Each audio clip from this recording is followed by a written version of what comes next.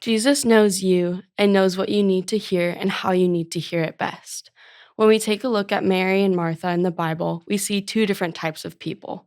Martha is the one who does and who seeks to honor Jesus through that. Mary is the one who sits and knows how to enjoy Jesus and his presence. When their brother Lazarus died, both of them sought comfort from Jesus, but the way he responds to each of them is different. In John 11, it says, Martha then said to Jesus, Lord, if you had been there, my brother would have not died. Even now, I know that whatever you ask of God, God will give you. Jesus said to her, Your brother will rise again. Martha said to him, I know that he will rise again in the resurrection of the last day. Jesus said to her, I am the resurrection and the life. He who believes in me will live, even if he dies. And everyone who lives and believes in me will never die. Do you believe this? She said to him, Yes, Lord. I have believed that you are the Christ, the Son of God, even he who comes into the world.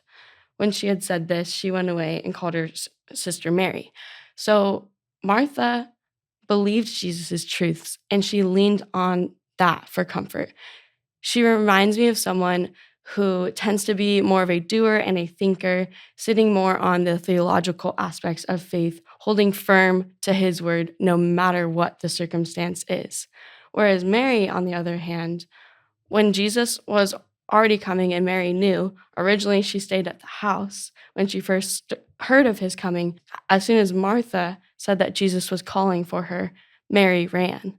And Mary said the same exact phrase. Therefore, when Mary came where Jesus was, she saw him and fell at his feet, saying to him, Lord, if you had been there, my brother would have not died.